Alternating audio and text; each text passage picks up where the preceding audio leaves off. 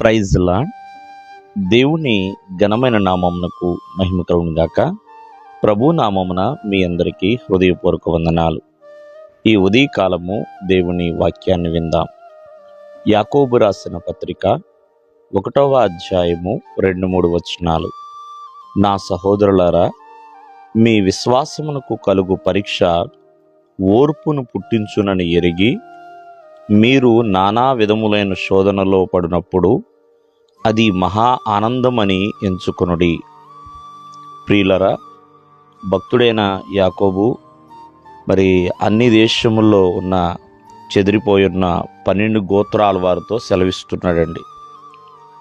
ఏమనంటే, ఈ 12 గోత్రాల వారు ప్రియమైన వాళ్ళరా అన్ని దేశములంతా కూడా చెదిరి ఉన్నారు. కావున ప్రభువు యొక్క దాసుడైన ఇతను ఏమని తెలియజేస్తున్నాడంటే, నా సహోదరులారా అని వారిని పిలుస్తున్నాడు. మీ విశ్వాసమునకు కలుగు పరీక్ష ఓర్పును పుట్టిస్తుందని ఎరగమని తెలియజేస్తున్నాడండి. జాగ్రత్తగా మనం ఆలోచన చేస్తే విశ్వాసానికి ఒక పరీక్ష అనేది ఎదురవుతుంది. మానవ జీవితంలో విశ్వాసము లేనిదే ఏమీ కూడా మనము సాధించలేం. విశ్వాసము వలన ఎల్లప్పుడూ కూడా ప్రేమైన వల్లరా దేవుని ద్వారా ఎన్నో దీవెనలు పొందుకోగలుగుతాం. విశ్వాసము అద్భుతాలు చేయిస్తుంది. విశ్వాసము ప్రేమైన వల్లరా దేవుని యొద్ద నుండి ఎన్నో జవాబులు తీసుకొస్తుంది. అంతేకాదు, విశ్వాసం వలన ప్రేమైన వల్లరా దేవునిలో బలంగా నాటబడతాం. ఆత్మీయ జీవితానికి పునాదే విశ్వాసము. ఆ విశ్వాసము కలుగు పరీక్ష ఓర్పును పుట్టిస్తుందని ఎరగాలండి. ఈరోజున విశ్వాసానికి పరీక్షలు ఎదురైనప్పుడు ఆ పరీక్ష ఓర్పును పుట్టిస్తుంది. కావున నానా విధములైన శోధనలు గుండా వెళుతున్నప్పుడు మహా ఆనందమని ఎంచుకోమని తెలియజేస్తున్నాడు.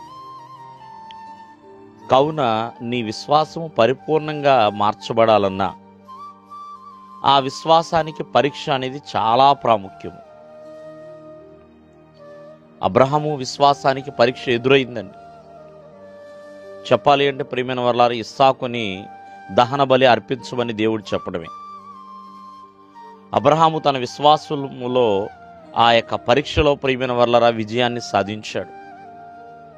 అలాగే దానియేలుకి బబులోను సామ్రాజ్యంలో పరీక్ష ఎదురైంది.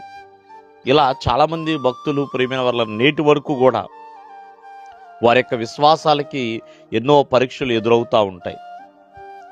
ఆ పరీక్ష ఫలాల్లో ప్రియమైన వాళ్ళరా ఫలితము విజయం దిశగా వస్తుంది. అంతేకాని ఓటమిగా వెళ్ళిపోకూడదండి. కావున విశ్వాసమునకు కలుగు పరీక్షలు ఎన్నెన్నో. దేవుడు మిమ్మల్ని ఆశీర్వదించునుగాక. ఆమేన్.